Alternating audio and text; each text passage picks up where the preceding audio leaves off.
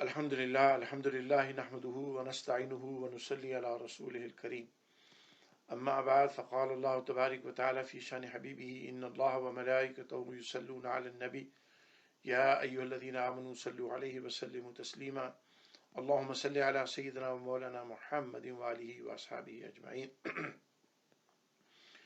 میرے واجب الاحترام برادران اسلام، میری بہن اور بچوں، السلام علیکم ورحمۃ اللہ وبرکاتہ۔ امید ہے کہ انشاءاللہ یہ جو تصوف کے اوپر گزشتہ 3 پروگراموں سے ہم کچھ بات چیت کر رہے ہیں، اس کے بارے میں سیکھ رہے ہیں، اور اس کے بارے میں جو کچھ لوگوں نے غلط فہمیاں پھیلانے کی کوشش کی ہے اور کافی لوگوں کو انہوں نے کنفیوز بھی کر دیا ہے، اسی حوالے سے انشاءاللہ ہوپ فلی کہ آج یہ اس کا آخری پروگرام ہو اور میں اس کو سمرائز کر دوں کہ گزشتہ 3 پروگراموں سے ہم ڈسکس کر رہے ہیں، یہ آج چوتھا پروگرام ہے۔ تو جیسے کہ میں نے پچھلے پروگرام میں عرض کیا کہ تصوف جو ہے یہ اسلام کی ریکوائرمنٹ ہے، یہ اسلام کی جان ہے، یہ اسلام ہے، اور یہ ایک مومن، ایک مسلمان کی منزل ہے۔ تصوف کسی ایسی چیز کا نام نہیں کہ انسان پریٹینڈ کرے، ریاکاری کرے، اپنی کرامتیں دکھا کر لوگوں کو مرعوب کرنے کی کوشش کرے۔ تصوف اس چیز کا نام ہے کہ انسان کی نگاہ پاک ہو، ذہن پاک ہو، دل پاک ہو، سماعت پاک ہو، اس کے تمام حواس خمسہ جن سے وہ انفارمیشن ریسیو کرتا ہے، اس کا جسم، اس کی عقل، اس کا دماغ، ان تمام حواس خمسہ کو وہ اتنا پاک اور صاف کر لے کہ ان چینلز سے، یہ انفارمیشن کی چینلز ہیں جو انسان ریسیو کرتا ہے، جن کے تھرو سن کر انسان انفارمیشن لیتا ہے، دیکھ کر انسان انفارمیشن لیتا ہے، سن کر لیتا ہے، چکھ کر لیتا ہے، چھو کر لیتا ہے۔ تو حواس خمسہ یہ انسان کے کو انفارمیشن دیتے ہیں فزیکل آسپیکٹ میں، طبعی معاملات کے اندر، لیکن اس کے ساتھ ساتھ ایک اور چینل ہے، اور وہ ہے روحانی چینل، جو ان حواس خمسہ سے ابو آل ہوتا ہے۔ بدقسمتی سے تصوف کے مخالفین کو اس چینل کا نہ ادراک ہے، نہ شعور ہے، نہ سمجھ ہے، نہ تجربہ ہے، اس لیے وہ ان فزیکل چینلز کو دیکھ کر وہ یہ سمجھتے ہیں کہ بس یہی سب کچھ ہے جس سے انفارمیشن آ سکتی ہے، اور وہ جو روحانی چینلز ہیں چونکہ ان کو اس کا ادراک ہی نہیں ہے، اس کی سمجھ ہی نہیں ہے، تو وہ ان کو ڈینائی کر دیتے ہیں۔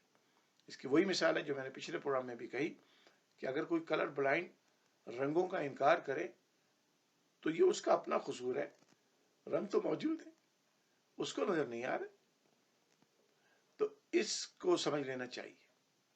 تو آئیے اس مختصر سے وقت میں چند منٹ میں تھوڑا سا فزکس کے حوالے سے تصوف کی بات کرنا چاہتا ہوں، کیونکہ الحمدللہ میں خود سائنس کا اسٹوڈنٹ رہا ہوں، بہت عرصے تک پڑھایا ہے، اور فزکس میرا فیوریٹ سبجیکٹ رہا ہے الحمدللہ۔ دیکھیے آپ فزکس میں دیکھیے، جیسے ہم تھیوری آف ریلیٹیوٹی میں یہ باتیں بڑی تفصیل کے ساتھ آئنسٹائن نے ڈسکس کی ہیں، اور جنہوں نے فزکس کا مطالعہ کیا، جو فزکس کے طالب علم ہیں، ان کو اس کا بہت اچھی سمجھ ہے کہ فزکس میں ایک اصول ہے کہ اگر آپ فریم آف ریفرنس چینج کر دیں تو آپ کی آبزرویشن بھی چینج ہو جاتی ہے۔ چیز چینج نہیں ہوتی، حیت چینج نہیں ہوتی، اس کی آبزرویشن چینج ہو جاتی ہے۔ وہ جو ہم دیکھتے ہیں وہ ہمیں کچھ اور طریقے سے نظر آنے لگتی ہے۔ مثلا اب آپ کو میں مثال دیتا ہوں، ایک شخص زمین پہ کھڑا ہوا ہے اور وہ اپنے قریب یا اپنی نگاہوں سے زمین کو دیکھتا ہے، ایک کھلے میدان میں کھڑا ہوا، تو اس کی نگاہ میں کیا نظر آئے گا کہ اگر وہاں بالکل ایک کھلا میدان ہے تو اس کو ایک کھلا میدان نظر آئے گا اس کی حد نگاہ تک، یا وہاں پر کوئی درخت ہے یا اسے کوئی پہاڑ ہے، کوئی چیز ہے، تو اسے ایک محدود علاقہ نظر آ جائے گا۔ اب وہ محدود علاقہ ڈیپینڈ کرتا ہے اس کی آئی سائٹ کیسی ہے، اس نے چشمہ لگایا ہوا ہے تو اس کو ہو سکتا ہے کچھ کلومیٹر تک چیزیں نظر آ جائیں، لیکن اس کو ایک پورا ملک نظر نہیں آئے گا، ایک پورا شہر نظر نہیں آئے گا، اس کو ایک پورا گاؤں نظر نہیں آئے گا، اس کو بس جہاں تک اس کی نگاہ کام کر رہی ہے وہ وہاں تک جائے گا۔ اس کا فریم آف ریفرنس وہ جگہ ہے جہاں وہ کھڑا ہوا ہے، یہ خیال رکھیے، وہ وہاں سے مشاہدہ کر رہا ہے باقی چیزوں کو۔ اب لیٹس اسیوم کریں، فرض کریں کہ وہ شخص تھوڑا سا اوپر چلا جاتا ہے، جہاز میں بیٹھ جاتا ہے فار ایگزامپل. اب وہ جہاز سے زمین کا مطالعہ کرتا ہے تو اسے پورا شہر نظر آ سکتا ہے. شہر پہلے بھی موجود تھا لیکن وہ جہاں کھڑا ہوا تھا وہاں سے اسے پورا شہر نظر نہیں آ رہا تھا. اس کی آنکھ میں وہ صلاحیت نہیں تھی کہ وہ پورے شہر کو دیکھ سکے. اب وہ جب اونچا چلا گیا، جہاز میں بیٹھ گیا، ہیلی کاپٹر میں بیٹھ گیا، بڑی اونچی عمارت میں چلا گیا، تو اب اسے بہت بڑا علاقہ نظر آ رہا ہے. اور اگر وہ جہاز میں بیٹھا ہوا ہے تو اسے پورا گاؤں نظر آ رہا ہے، اسے پورا شہر نظر آ رہا ہے. اب اس کا فریم آف ریفرنس جو ہے وہ جہاز ہے. جس بلندی سے وہ دیکھ رہا ہے وہ اس کا فریم آف ریفرنس ہے. شہر پہلے بھی موجود تھا، وہ نہیں دیکھ پا رہا تھا کیونکہ وہ زمین پہ کھڑا ہوا تھا. اب وہ بلندی پہ گیا، اس کا فریم آف ریفرنس چینج ہوا تو اس کا مشاہدہ بھی چینج ہو گیا. اس کے مشاہدوں نے بھی بہت بڑی علاقے کو کور کر لیا. لیٹس اسیوم کہ وہ شخص اور اوپر جاتا ہے. اب وہ اسپیس میں چلا گیا. اب اس نے جب زمین کی طرف دیکھا تو اسے پورا کانٹیننٹ نظر آ گیا. پورے کانٹیننٹ نظر آ گئے. کانٹیننٹ پہلے بھی تھے لیکن وہ کیونکہ اس کی نگاہ اس جگہ تک جا سکتی تھی جہاں پر وہ موجود تھا جو اس کا فریم آف ریفرنس تھا. اب اس کا فریم آف ریفرنس اسپیس ہے تو بہت اونچا ہے. اب اسے پورا کانٹیننٹ نظر آ رہے ہیں، 2 کانٹیننٹ نظر آ رہے ہیں. ڈپینڈ کرتا ہے کہ وہ اسپیس میں کس جگہ پر ہے. لیٹس اسیوم کہ وہ اور اسپیس میں ابو چلا جاتا ہے تو اب اسے پوری دنیا کا گلوب نظر آئے گا. اس کا فریم آف ریفرنس اب بہت اونچا چلا گیا. اسپیس کے اندر وہ اور چاند کے پاس چلا گیا، کسی اور سیارے کے پاس چلا گیا. لیٹس اسیوم کہ وہ اور اونچا جاتا ہے، وہ چاند پر پہنچ جاتا ہے، مریخ پر پہنچ جاتا ہے. یہ دنیا جو ہزاروں میل جس کا ڈایا میٹر ہے، جس کا کرۂ ارض ہزاروں میل کا ہے، اب اسے وہ ایک چھوٹا سا اسٹار نظر آئے گا. اس کا فریم آف ریفرنس چینج ہو گیا، اس کا مشاہدہ چینج ہو گیا. اب وہ زمین کو دیکھے گا، اس کو ایک بالکل چھوٹا سا ستارے کی طرح سے نظر آئے گا. اور اونچا چلا گیا تو اب اسے زمین بالکل اور چھوٹی نظر آئے گی. My dear brothers and sisters, what I'm trying to say is کہ frame of reference is very, very, very important in order to conclude what you can see, what you cannot see. چیزوں کا وجود ہوتا ہے، صرف دیکھتے کہاں سے ہیں اس سے آپ کی آبزرویشن انٹائرلی چینج ہو جاتی ہے. میں زمین پہ کھڑا ہوں تو مجھے بالکل چھوٹی سی جگہ، میں سمجھتا ہوں کہ بس زمین اتنی ہے. پھر میں اوپر جاتا ہوں تو میں کہتا ہوں نہیں، زمین تو بہت بڑی ہے، پورا شہر میں دیکھ سکتا ہوں. پھر میں اسپیس میں جاتا ہوں تو میں کہتا ہوں میں تو پورا کانٹیننٹ دیکھ سکتا ہوں، کئی کانٹیننٹ دیکھ سکتا ہوں. میں اور اوپر جاتا ہوں تو میں پوری دنیا کی پوری زمین کو، گلوب کو دیکھ سکتا ہوں. پھر میں اور اوپر جاتا ہوں تو میں اس زمین کو بالکل ایک چھوٹے سے اسٹار کی طرح سے دیکھتا ہوں. فریم آف ریفرنس چینج ہو رہا ہے. زمین ویسی ہے جیسے پہلی تھی، مجھے نظر نہیں آ رہی تھی. This is a very important concept to understand تصوف. صوفی کی زندگی کو سمجھنے کے لیے اگر آپ فزکس کے اس پوائنٹ کو سمجھ جائیں گے، آپ کو صوفی سمجھ میں آ جائے گا، آپ کو تصوف سمجھ میں آ جائے گا. رامدی صاحب ہوں یا کوئی اور بیچارے ہوں جو تصوف کو نہیں سمجھ پائے اور انہوں نے تصوف کو ایک الگ دین بنا کے اعوذ باللہ اس کو کہنا شروع کر دیا کہ یہ دین تصوف ہے. اور حضرت جنید بغدادی اور باعث بستامی اور بزرگان دین کو انہوں نے اعوذ باللہ اسلام سے ہی خارج کر دیا. انہوں نے یہ تاثر دینے کی کوشش کی یہ بیچارے کسی اور دین کو کے ایجاد کرنے والے ہیں. ان کو چونکہ ان کا فریم آف ریفرنس وہ اتنا نیچے ہے کہ ان کو اپنی ہی جگہ نظر آ رہی. اللہ کا ولی بہت اونچا اڑتا ہے، اس کی نگاہ بہت اونچی ہوتی ہے. اس کی نگاہ کے، صوفی کی نگاہ کے لیے، اللہ کے ولی کی نگاہ کے لیے میں بار بار ریپیٹ کرتا ہوں رسول پاک علیہ الصلوۃ والسلام کی حدیث، اتقوا فراست المؤمن فانه ينظر بنور اللہ. یہی مومن ہے، یہ وہ ولی ہے جس کے لیے اللہ نے فرمایا لا خوف علیہم ولا هم يحزنون. یہی وہ مومن ہے، یہی وہ ولی ہے، یہی وہ صوفی ہے. انبیاء کی میں بات ہی نہیں کر رہا ہوں. انبیاء کو تو انسان کہہ دے گا بھی اللہ نے ان کو یہ صلاحیت دی ہے. میں ولیوں کی بات کر رہا ہوں، میں تصوف کی بات کر رہا ہوں، جن کو لوگوں نے ڈینائی کر کے ان کو اعوذ باللہ اسلام سے خارج کر دیا. یہ وہ آصف بن برخیہ جیسا انسان ہے جس کو یہ صلاحیت ملی ہے. کہ وہ ملکہ بلقیس کا تخت ہزاروں کلومیٹر دور پلک جھپکتے لے کے آ جائے.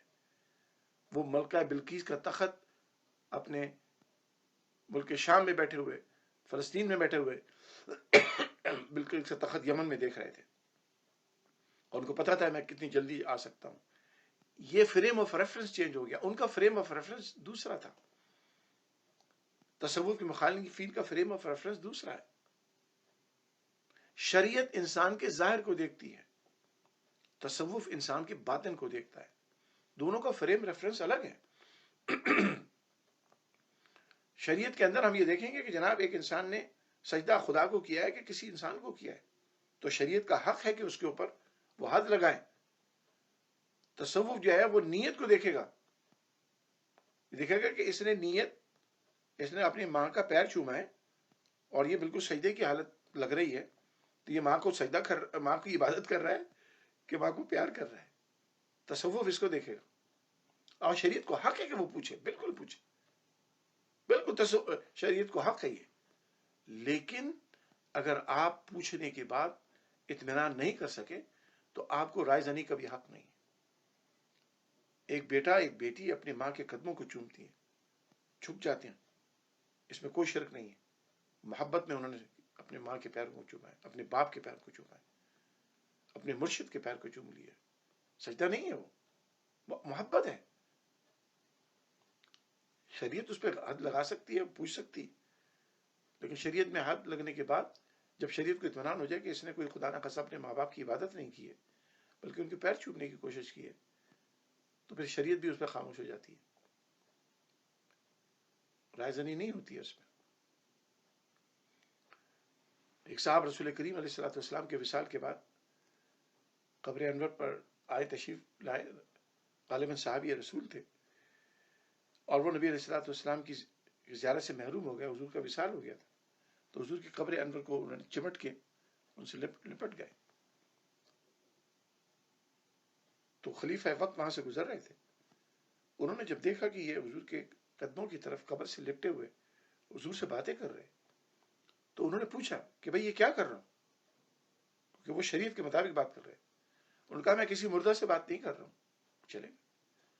تو طریقہ ایک جو شارع ہوتے ہیں وہ انکوائری ضرور کرتے ہیں، وہ رائے ضرور دیتے ہیں، وہ پوچھتے ضرور ہیں، لیکن جب ان کو یہ پتہ چل جائے کہ اس میں، اس عمل میں صورتحال کیا ہے، تو پھر اگر وہ صورتحال جائز ہوتی ہے شریعت کے اندر تو اس کی اجازت دیتے تھے. قرآن کریم میں اللہ تبارک و تعالیٰ نے فرمایا نا، لن ینال اللہ لحومها ولا دماؤها ولکن ینالہ التقوی منکم. تم یہ جو قربانی کے جانور کرتے ہو، اللہ فرماتا ہے کہ اس کا نہ خون مجھے پہنچتا ہے نہ اس کا گوشت مجھے پہنچتا ہے، بلکہ جس نیت کے ساتھ، جس تقوی کے ساتھ، جس ارادے کے ساتھ تم یہ قربانی دے رہا ہو وہ مجھے پہنچتی ہے. یہی طریقت ہے. قربانی کرنا شریعت ہے، نیت کا ہونا طریقت ہے. دونوں کا فریم آف ریفرنس ڈفرینٹ ہے. اگر میں قربانی کروں اور اس لیے کہ میری اخبار میں تصویر چھپ جائے، تو شریعت میں تو مجھے بظاہر نظر آ رہا ہے لیکن میری نیت خراب ہے، ریاکاری والی نیت ہے، تو اللہ کی بارگاہ میں ذلیل ہو جائیں گے. فریم آف ریفرنس چینج ہے. تو تصوف کے اندر یاد رکھیے، آتا ہوں میں اس بات کی طرف، تصوف میں اس کو یوں سمجھ لیجیے کہ ایک ڈفرنٹ فریم آف ریفرنس ہے جو میٹافورک ہے لیکن فزیکل نہیں ہے. اس لیے کہ اسپرٹ، سول، روح وہ میٹافورک ہے، وہ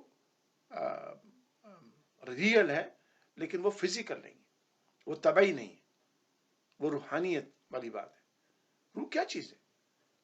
روح کو ڈیفائن کریں تو قرآن ہمیں بتاتا ہے، اللہ تبارک و تعالیٰ فرماتا ہے قل الروح من امر ربی، روح اللہ کا حکم ہے. اب اللہ کے حکم کی کوئی شکل تھوڑی ہوگی، لیکن یہ حکم اتنا ریئل ہے کہ زندگی اور موت کے درمیان فرق کر دیتا ہے. اتنا حقیقی ہے جو نظر نہیں آتا ہے، جس کو کوانٹیفائی نہیں کیا جا سکتا ہے، جس کو آپ ڈائمنشن نہیں دے سکتے ہیں. اللہ تبارک و تعالیٰ فرماتا ہے اے محمد صلی اللہ علیہ وسلم کہہ دیجئے روح میرا حکم ہے. اب اللہ کے حکم کی تو کوئی شکل نہیں ہے لیکن روح اتنی ریئل ہے کہ اگر نکل جائے تو انسان مردہ ہے، آ جائے تو انسان زندہ ہے. اللہ تعالیٰ فرماتے ہیں وَنَفَخْتُ فِيهِ مِن روحی، میں نے ان کے اندر اپنی روح کو پھونک دیا. اللہ نے پھونک دیا. کیا ہے یہ میٹافورک چیزیں ہیں، لیکن اللہ نے پھونکا. اللہ جھوٹ نہیں بولتا ہے، اللہ فکشن نہیں کرتا ہے، فینٹیسی نہیں ہے. These are real things, but we cannot comprehend. So if somebody cannot comprehend those real things جو اللہ تبارک و تعالیٰ قرآن میں بیان فرما رہا ہے، تو اس کا مطلب یہ نہیں کہ we should deny those things. تو جس طرح سے انسان کے 5 حواس خمسہ کمیونیکیٹ کرتے ہیں دوسرے سورسز کے ساتھ، انفارمیشن حاصل کرتے ہیں. میں اپنی آنکھوں سے انفارمیشن حاصل کرتا ہوں، پڑھتا ہوں. میں اپنے کانوں سے انفارمیشن حاصل کرتا ہوں، سنتا ہوں. میں اپنی زبان سے انفارمیشن حاصل کرتا ہوں کہ میں چکھ کے معلوم کر سکتا ہوں کہ چیز کیسی ہے.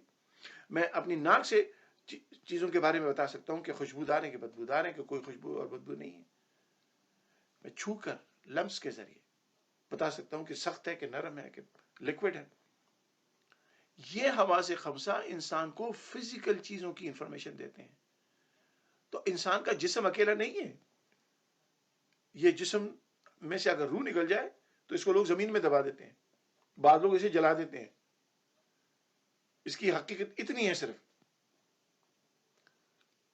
تو روح حقیقت ہے، روح ریئل ہے، روح اصل جان ہے.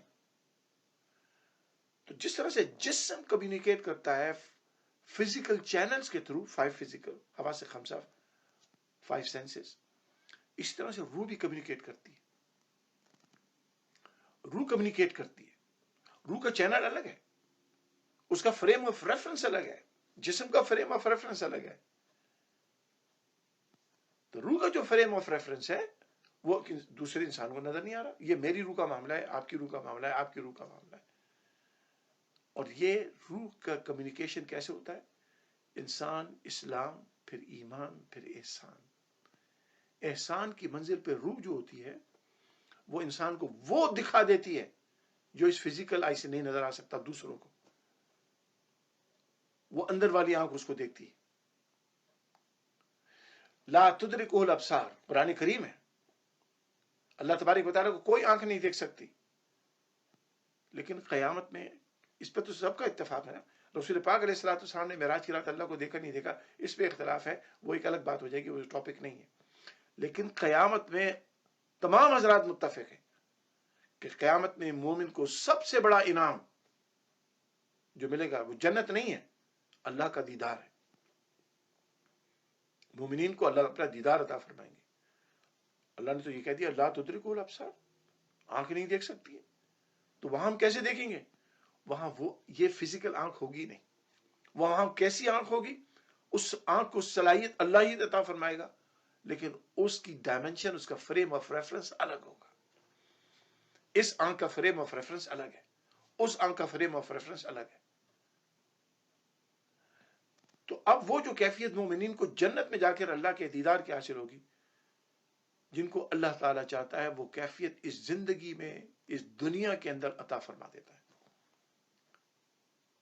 پھر میں وہی ریپیٹ کروں گا، ان الذین قالوا ربنا اللہ ثم استقاموا تتنزل علیہم الملائکہ الا تخافوا ولا تحزنوا وابشروا بالجنة التي كنتم توعدون نحن اولیاؤکم فی الحیاة الدنیا وفی الآخرہ ولکم فیہا ما تشتہی انفسکم ولکم فیہا ما تدعون نزلا من غفور الرحیم. یہ وہ ولی ہیں جن کو اس دنیا کے اندر اللہ تبارک و تعالیٰ، یہ وہ صوفی ہیں جن کو اللہ تبارک و تعالیٰ وہ جو دوسرا چینل ہے کمیونیکیشن کا، اس میں مہارت عطا فرما دیتا ہے. اس میں مہارت عطا فرما دیتا ہے. یہ مہارت اگر ہر ایک کو نہیں ملتی ہے. یہ مہارت کس کو ملتی ہے؟ جو والذین جاہدوا فینا لنہدینہم سبلنا.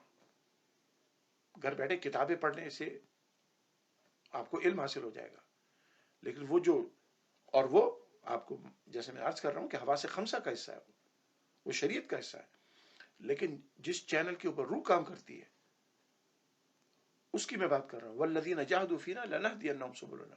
جس نے احسان کی منزل پہ جانے کی کوشش شروع کر دی، محنت شروع کر دی، اسٹرگل شروع کر دی، تکلیفوں کو اٹھایا، پریشانیوں کو اٹھایا، اللہ کی عبادت میں مستغرق ہو گئے، اللہ کے احکامات کی سختی سے پابندی شروع ہو گئی، پورا جسم اللہ کی مکمل اطاعت و فرما برداری میں آ گیا، تو اب یہ اس میں اب یہاں پر روح کی بالیدگی شروع ہو گئی. انسان کھانوں سے دوائیوں سے، اپنی انوائرمنٹ سے، کلین ایئر سے اپنے جسم کو نشو و نما دیتا ہے، پانی سے نشو و نما دیتا ہے. روح کی نشو و نما کے لیے پانی، غذا، آکسیجن، یہ ساری چیزیں روح کا غذا ہے نہیں. روح کی غذا تو اللہ کا ذکر ہے، روح کی غذا تو اللہ کی یاد ہے، روح کی غذا تو اللہ تبارک و تعالی کا عرفان ہے. اور روح یہ چاہتی ہے کہ میں اس کو دیکھوں جس کا میں حکم. روح جان ہے. اب اس کو ہم ڈیفائن نہیں کر سکتے کہ اس کی شیپ کیسی ہے. اللہ نے فرمایا وہ میرا حکم ہے. اس حکم جو ہے اس کی بھی ایک ایگزسٹنس ہے، اور ایگزسٹنس اس کا ایویڈنس ہے کہ آپ زندہ ہیں، میں زندہ ہوں. یہ نکل جائے گی تو انسان مٹی میں ہو جائے گا. تو یہ جو روح کے چینل کے کمیونیکیشن کے چینلز ہیں، یہ حضرات میری بہنوں، یہ ہر ایک کو نہیں حاصل ہوتے. یہ انہی کو حاصل ہوتے ہیں اللہ تعالیٰ نے جن کو فرما دیا ہے کہ والذین جاہدوا فینا لنہدینہم سبلنا. جو اس معاملے میں محنت کریں گے، اللہ کی راہ میں دیں گے، قربانیاں کریں گے، راتوں کو جاگیں گے، نفل پڑھیں گے کثرت سے، اللہ کی عبادت میں مشغول ہوں گے، تو ان کو اللہ تبارک و تعالیٰ یہ چینل عطا فرماتا ہے، اور وہ روح کا چینل ہوتا ہے. پھر روح ان چیزوں کو آبزرو کرتی ہے جو انسان کی یہ آنکھ آبزرو نہیں کر سکتی. وہ انسان کی بصیرت ان چیزوں کو دیکھنے لگتی ہے، اندر والی آنکھ دیکھتی ہے، اس کو بصیرت کہتے ہیں. تو ان اولیاء کو جب اللہ تبارک و تعالیٰ کے جمال و تجلیات کا دیدار ہوتا ہے تو ان کو یہ والی آنکھ دیکھے نہ دیکھے، ان کو بصیرت کی آنکھ سے مشاہدہ کر رہے ہوتے ہیں. یہ فرق ہے، یہی تصوف ہے جس کو لوگ سمجھ نہیں پاتے ہیں. اب یہ بھی میں بات کہتا ہوں کہ ہر شخص اس کو ہضم نہیں کر سکتا، نہ ہر شخص میں یہ صلاحیت ہے کہ وہ احسان کی منزل پہ آئے. اور احسان کی منزل پہ آنا جنت کے لیے ریکوائرمنٹ نہیں ہے، یہ تو آپ کی پرسنل ڈیسیژن ہے. آپ اللہ کے رستے پر کتنا جانا چاہتے ہیں، بس جتنا آپ اس میں محنت کریں گے. جیسے دنیا کمانے کے لیے جو انسان محنت کرتا ہے، آپ دیکھیں نا، ویسٹرن دنیا نے، مغربی دنیا نے دنیا کو بنانے کے لیے، دنیا کمانے کے لیے بڑی محنت کی ہے. سائنسدانوں نے، ٹیکنالوجسٹ نے انوینشنز کی ہیں، محنت کی ہے. اللہ نے ان کو دنیا عطا فرما دی. لیس للانسان الا ما سعى، سیدھا سیدھا اصول اللہ نے فرمایا. انسان جتنی محنت کرے گا اسے ملے گا. اب جو دنیا کمانے کے لیے محنت کرے گا اسے دنیا مل جائے گی. جو روحانیت کو طاقتور بنانے کے لیے محنت کرے گا اسے روحانیت مل جائے گی. اس میں تو جھگڑے کی کوئی بات ہی نہیں. ان صوفیوں نے روحانی ترقی پہ زور دیا ہے، اور اس روحانی ترقی میں، اس روحانی کیفیت میں ان کو جو مشاہدات ہوئے وہ انہوں نے بیان کیے. اب وہ مشاہدات میں کچھ چیزیں بالکل آبجیکشنیبل ہو سکتی ہیں، کیونکہ ہمارا فریم اور ریفرنس تو شریعت ہے. شریعت میں ان باتوں کی گنجائش نہیں ہے تو ان پہ آبجیکشن کیا جا سکتا ہے. لیکن آپ یہ نہیں کہہ سکتے، آپ نے ان سے بات نہیں کیا، آپ نے صرف ان کی تحریر پڑھ کے ان کی نیت اور ارادے کو نہیں دیکھا ہے، اور آپ کو اس چیز کا ادراک اور فہم اور انڈرسٹینڈنگ ہی نہیں ہے کہ روح کس چینل پہ بات کرتی ہے، تو آپ نے کھٹ سے ان کو اسلام سے خارج کر دیا. That's absolutely absurd. That's wrong. That's very serious bias. یہ تعصب ہے، یہ نفرت ہے، یہ مس گائیڈنس ہے، یہی گمراہی ہے. تو روح کا چینل الگ ہے، اور روح کی کمیونیکیشن جو ہوتی ہے وہ ڈفرنٹ چینل ہوتی ہے جس کو فزیکلی میجر نہیں کیا جا سکتا. اب اس میں اولیاء کرام کے درجات ہیں. جس نے جتنی زیادہ اس کی روح مضبوط ہوگی وہ اتنی ہی زیادہ اللہ تعالیٰ کی تجلیات کا مشاہدہ کر سکتے ہیں. جس نے کم محنت ہوگی وہ کم ہوگی. تو ان چیزوں کو سمجھنے کے لیے یہی تصوف ہے. اب قرآن کریم کے اندر اللہ تبارک و تعالیٰ نے سیدنا خضر علیہ السلام کا ذکر فرمایا، آصف بن خیر رحمۃ اللہ علیہ کا ذکر فرمایا. نام نہیں ہے لیکن بہرحال ان کا ذکر ہمیں معلوم ہے. سورہ نمل کے اندر، سورہ یوسف کے اندر نبی علیہ الصلوۃ والسلام، سیدنا یوسف علیہ الصلوۃ والسلام کا ذکر فرمایا. وہاں پر خوابوں کا ذکر ہے. یوسف علیہ الصلوۃ والسلام کو اللہ نے وہ علم عطا فرمایا تھا، وہ صلاحیت عطا فرمائی تھی. لیکن اللہ تبارک و تعالیٰ نے یہ نہیں کہا کہ بس جو تعبیر رویا ہے وہ صرف انبیاء کو حاصل ہے. اللہ تبارک و تعالیٰ انبیاء کے بعد اولیاء کو بھی عطا فرماتے ہیں. اور اسی لیے امام اعظم ابو حنیفہ رضی اللہ تعالیٰ عنہ سے لے کر اور کئی اولیاء گزر چکے ہیں جن کو اللہ تبارک و تعالیٰ نے یہ صلاحیت دی، یہ احسان یعنی یہ ایبلٹی ان کو عطا فرمائی کہ وہ انسان کے چہرے کو دیکھ کر بتا سکتے تھے کہ یہ کیسا انسان ہے۔ اس میں کوئی تعجب کی بات نہیں ہونی چاہیے، کیونکہ ان کی روح، ان کے اندر والی آنکھ اس انسان کو دیکھ رہی ہوتی ہے۔ اتقوا فراست المؤمن فإنه ينظر بنور اللہ، اللہ کا نور ان کی آنکھوں میں ہوتا ہے۔ بظاہر تو آنکھیں سب کی ایک جیسی۔ دیکھیے اسی وجہ سے بہت سارے لوگوں کو جو غلط فہمیاں اور غلطیاں ہوئی ہیں دین سمجھانے میں، دین کو سمجھنے میں، اس کی وجہ یہ ہے کہ ان کا جو اسپریچول ڈائمینشن جو تھا، اسپریچول فریم آف ریفرنس جو تھا، وہ یا تھا ہی نہیں یا بہت ویک تھا، اور وہ رسول کریم علیہ السلام کو بھی نہیں پہچان پائے اور توحید کو بھی نہیں پہچان پائے۔ ہمیں یہ سمجھ جانا چاہیے کہ تصوف ایک ایسا علم ہے جو انسان کی اندرونی صفائی کرتا ہے، اور یہ قرآن کی ریکوائرمنٹ۔ اللہ تبارک و تعالیٰ نے فرمایا قد افلح من زکاہا وقد خاب من دساہا، جس نے اپنا تزکیہ کر لیا اس نے فلاح پائی، جس نے اس کے گند کو چھپا لیا وہ برباد ہو گیا۔ صوفیہ نے اپنے اس نفس کی اصلاح فرمائی۔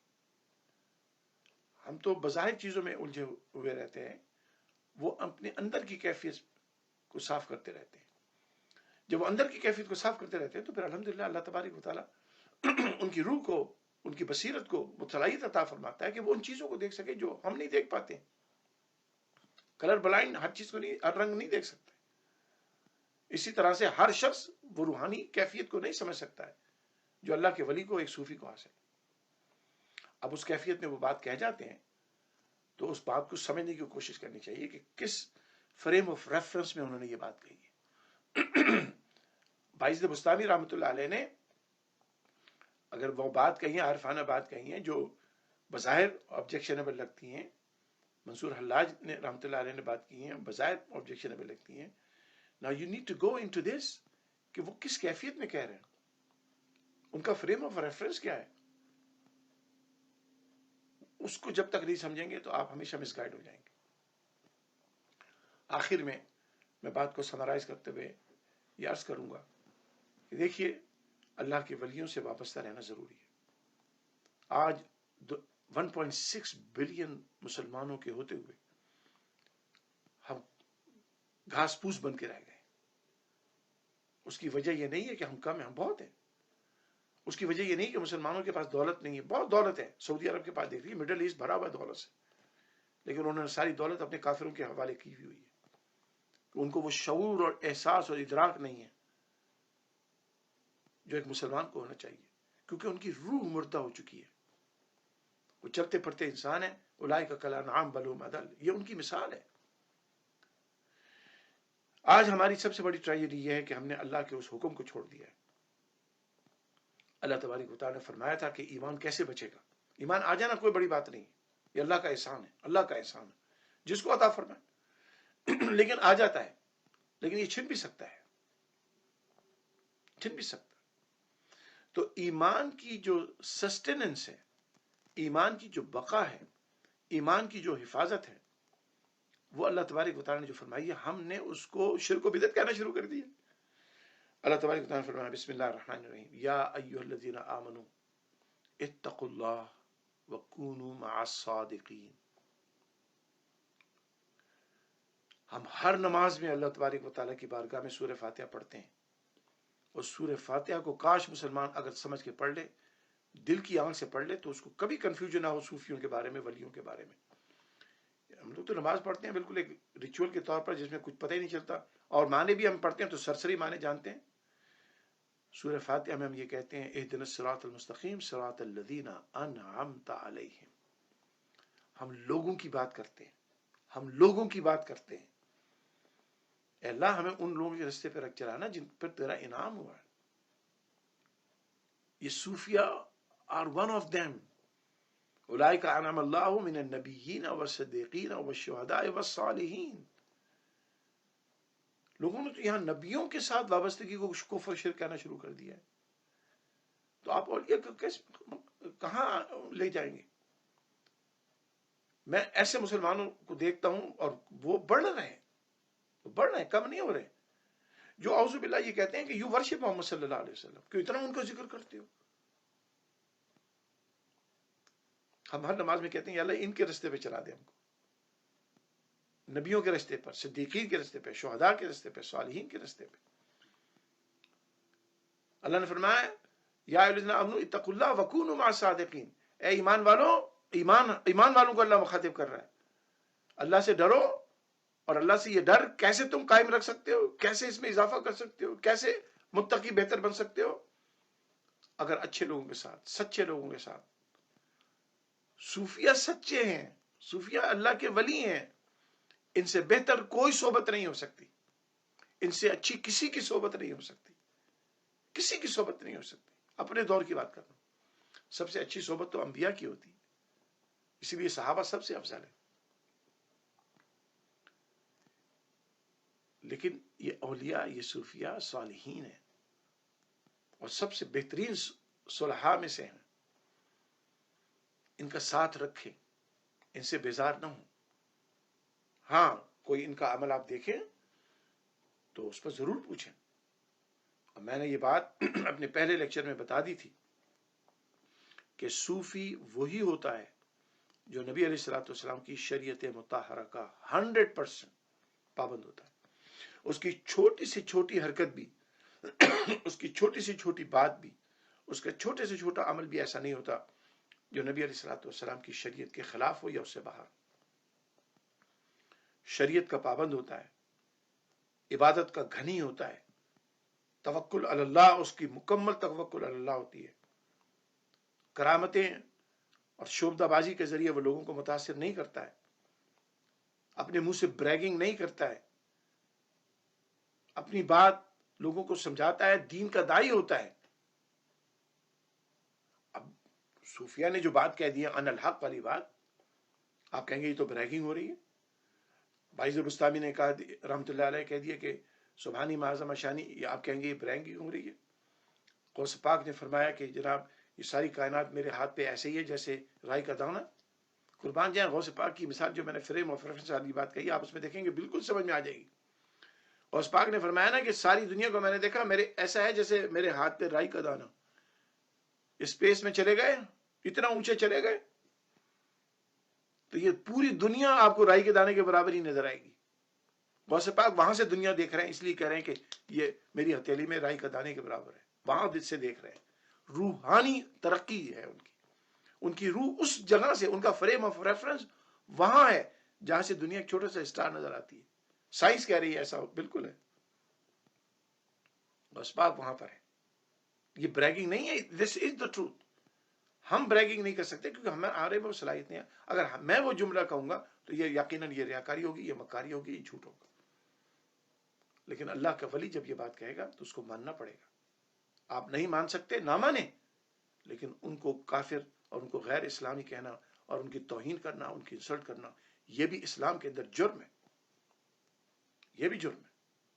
اس جرم سے بچیے۔ اگر آپ اچھی بات منہ سے نہیں نکال سکتے تو خاموش رہیں، بہتر یہ خاموش رہیں۔ حامدی صاحب خاموش نہیں رہے، انہوں نے ان اللہ کے ولیوں پر اٹیک کیا ہے۔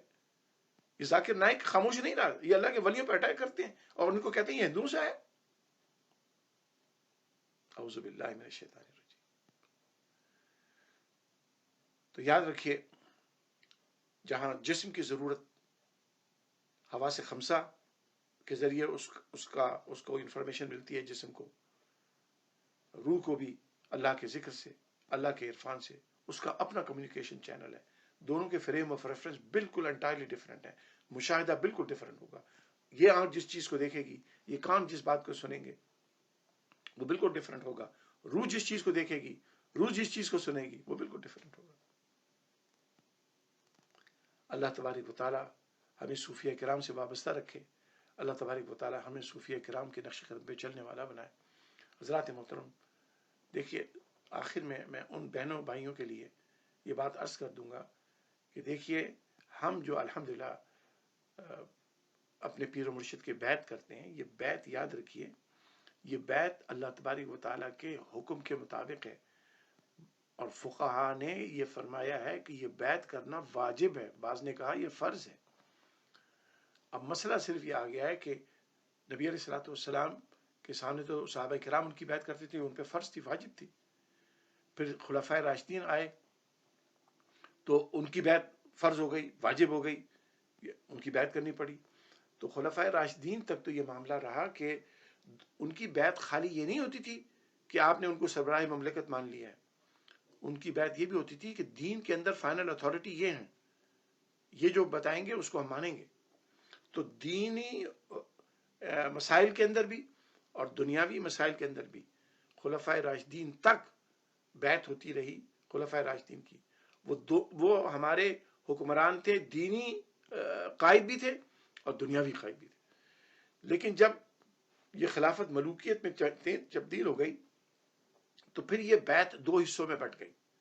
بیعت وہی اب خلفائے راشدین تک ایک ہی رہی، لیکن سیدنا امام حسن کی 6 مہینے کی خلافت کے بعد یہ خلافت ملوکیت میں تبدیل ہو گئی۔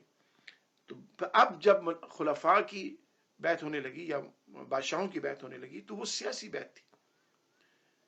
نبی علیہ الصلوۃ والسلام کی آل پاک نے، حضور کی اولاد نے، حضور کی اہل بیت نے اپنے آپ کو اس چیز سے الگ کر لیا، خود الگ کر لیا۔ امام حسن تو خود دستبردار ہو گئے تھے۔ الگ کرنے کے بعد انہوں نے لوگوں کی روحانی تربیت، اخلاق کی تربیت، مذہبی تربیت، دینی مسائل کو سمجھانا شروع کر دیا۔ تو پھر لوگوں نے نبی علیہ الصلوۃ والسلام کی اہل بیت کے جو ائمہ گزرے ہیں ان کی بیعت شروع کر دی۔ سو دین میں ان کی بیعت تھی، دنیا میں بادشاہوں کی بیعت ہونا شروع ہو گئی۔ تو وہاں سے یہ اسپلٹ ہو گیا معاملہ۔ یہ آج تک سلسلہ وہی ہے کہ بزرگان دین حضور کریم علیہ الصلوۃ والسلام کی آل پاک سے، آل بیت اطہار سے، اس کے بعد دوسرے بزرگان دین نے بیعت کی، پھر اس کے بعد دوسرے، یہ تو چین چلتی چلی جا رہی ہے، یہ سلسلہ چلتا چلا جا رہا ہے۔ اب اس سلسلے میں بعض بھیڑیں بھی آ گئی ہیں، اور غوث پاک کی آپ کتاب پڑھیے، واز سنیے۔ غوث پاک نے ایسے جعلی پیروں کی، ایسے پریٹنڈ صوفیوں کی بہت پول کھولی ہے، ان کو بہت کرٹیسائز کیا ہے۔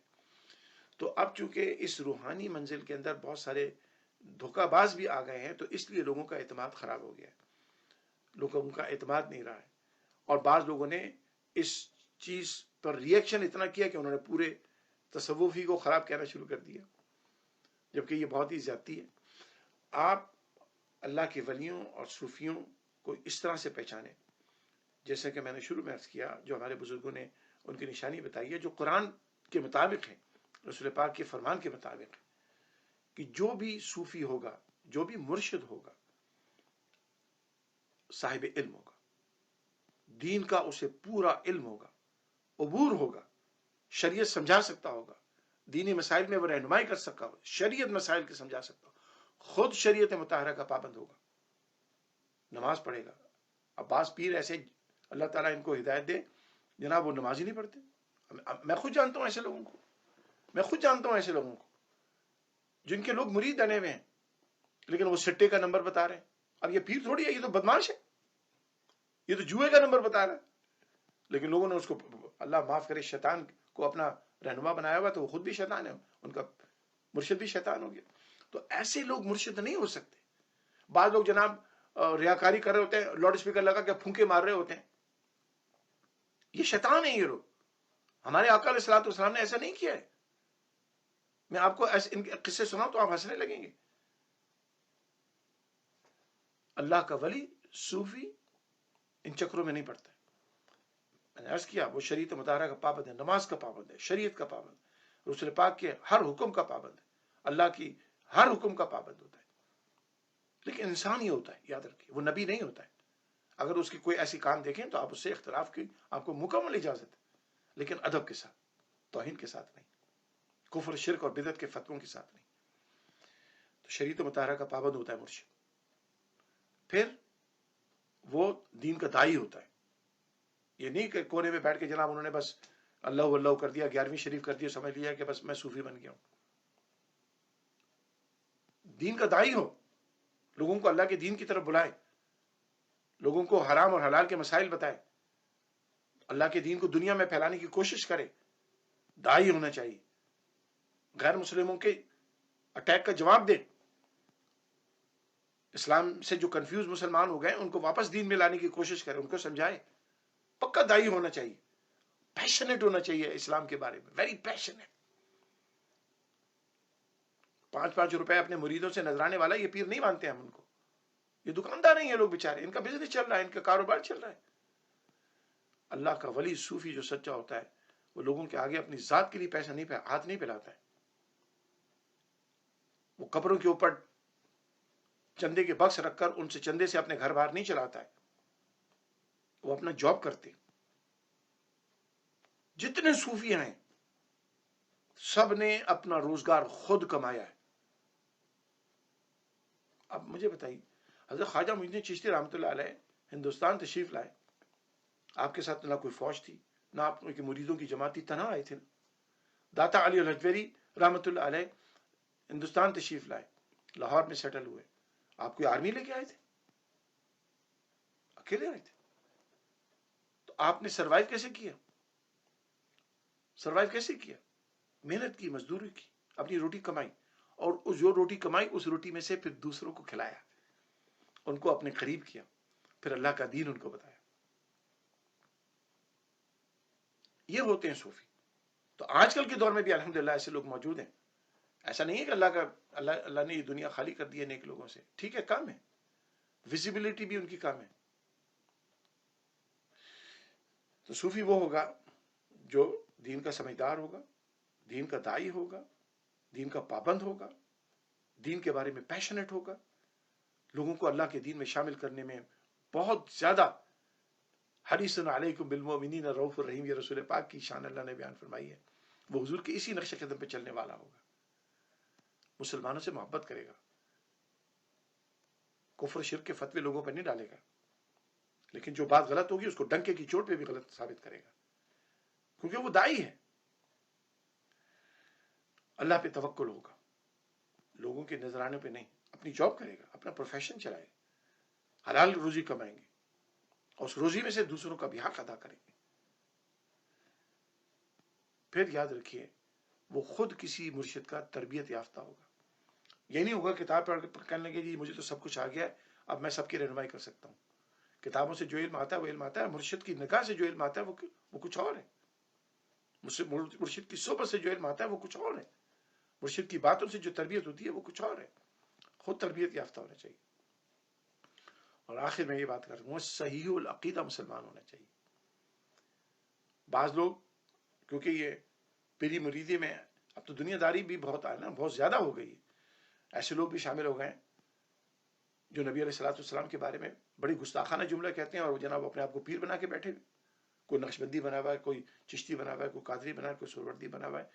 صحیح العقیدہ ہونا چاہیے، اور صحیح العقیدہ کیا ہے، بس اس پہ میں ختم کروں گا۔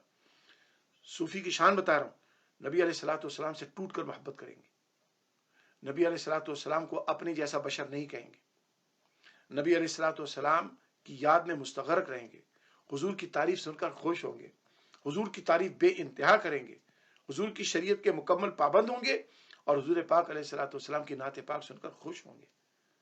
قرآن کریم میں رسول کریم علیہ الصلوۃ والسلام کے جو اوصاف بیان کیے اللہ نے، ان پر پوری طرح سے کاربند ہوں گے کہ نبی علیہ الصلوۃ والسلام اللہ کے نور بھی ہیں، بشر بھی ہیں۔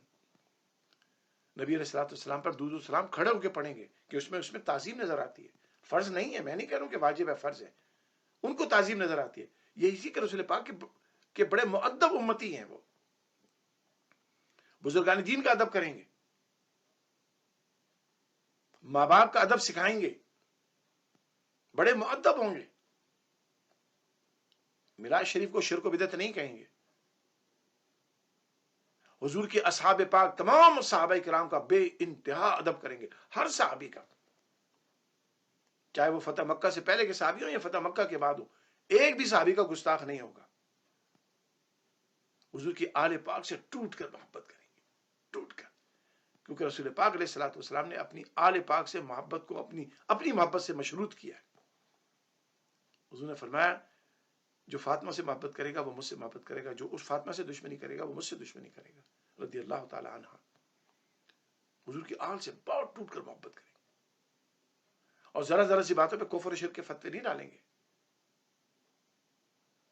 آج کل ہر مکتب فکر کے اندر دھڑا دھڑ لوگوں کو مشرک کہا جا رہا ہے، دھڑا دھڑ کفر کہا جا رہا ہے، دھڑا دھڑ بدعتی کہا جا رہا ہے، دھڑا دھڑ جہنمی کہا جا رہا ہے. اسلام کو ان لوگوں نے، اور میں ایک مکتبہ فکر نہیں، یہ ہر مکتبہ فکر میں یہ بیماری آ گئی ہے. اتنا ایکسٹریمسٹ، اتنے نیرو مائنڈڈ، اتنے ریجڈ، اتنے متعصب کہ بس جو کہہ رہا ہوں یا جس مولوی صاحب کو میں فالو کرتا ہوں بس وہی صحیح مسلمان ہے، باقی سارے گاربیج ہیں. فلانے کی کتاب سے فتویٰ لے کے آ گئے، تمہاری داڑھی اتنی چھوٹی ہے تو تم تو جناب فاسق ہو گئے، تمہاری داڑھی اتنی لمبی ہے تم تو یہودی بن گئے، تم نے پگڑی ایسی بانی ہے تو یہ تو پگڑی شریعت کے مطابق ہی نہیں ہے، تم نے شلوار اتنی اونچی رکھی ہے یہ تو شریعت میں حرام ہے. صوفی نہیں کرے گا. یہ وہ کریں گے جنہوں نے نفرتیں پھیلانی ہیں، یہ وہ کریں گے جو اپنے آپ کو سب سے بڑا اسکالر عالم سمجھتے ہیں اور جاہل ہوتے ہیں. یہ صوفی محبت کرنے والا ہوتا ہے. صوفی اپنے دشمنوں سے بھی محبت کرتا ہے، اور یہ آقا علیہ الصلوۃ والسلام سے انہوں نے سیکھا ہے. آقا علیہ الصلوۃ والسلام کے سامنے ہزاروں منافق ہوتے تھے. مدینہ کے اندر 1000 سے منافق تھے. جب عبداللہ بن ابی مرا ہے وہ 1000 منافق بعد میں مسلمان ہوئے، صحابی بنے. لیکن عبداللہ یہ لمبا دوسرا موضوع ہو جائے گا. حضور کے سامنے منافق بیٹھے ہوتے تھے لیکن حضور ان کا پردہ رکھتے تھے.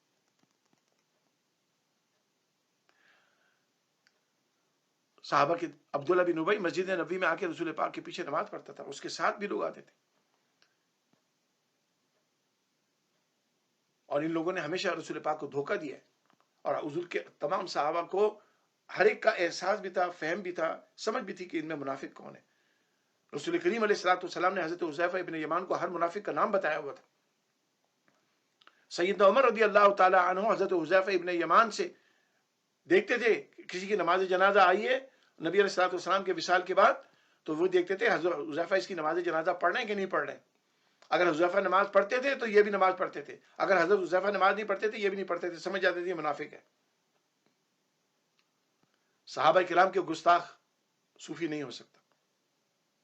تمام صحابہ کی عزت کرتے ہیں، حضور کے آل پاک سے ٹوٹ کر محبت کرتے ہیں، حضور کے خاندان سے محبت کرتے ہیں، حضور کی فیملی سے محبت کرتے ہیں، انسانوں سے محبت کرتے ہیں.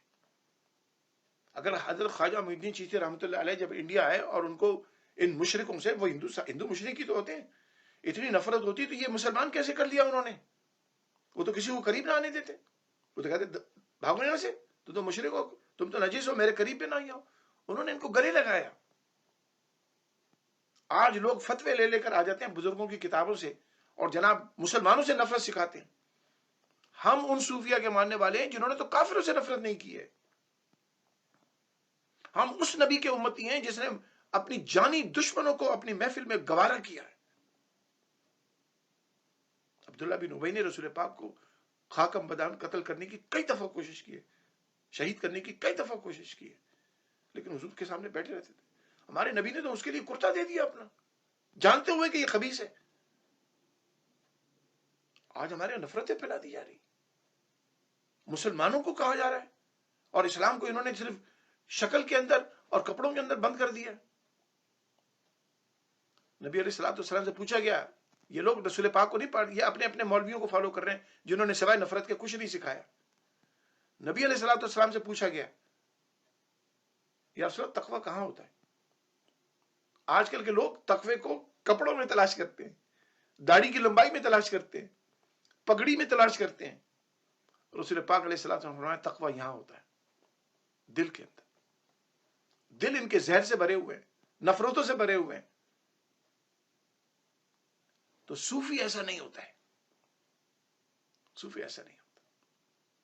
صوفی محبت کرنے والا ہوتا ہے، کیونکہ ہر چیز، ہر کریشن اللہ کی مخلوق ہے. اور ایک بہت بڑے صوفی سیدنا مولانا جلال الدین رومی رحمۃ اللہ علیہ مجھے یاد آ گئے. مولانا جلال الدین رومی رحمۃ اللہ علیہ فرماتے ہیں کہ مجھے تو شیطان سے بھی نفرت نہیں ہے، کیونکہ وہ بھی اللہ کی مخلوق ہے. شیطان کو اللہ ہی نہیں بنایا نا، کسی اور نے تو نہیں بنایا. آپ فرماتے ہیں کہ مجھے اس کے کاموں سے نفرت ہے، میں اللہ کی مخلوق میں کسی سے نفرت نہیں کرتا. اس کے کام غلط ہیں، میں ان کاموں سے نفرت کرتا ہوں.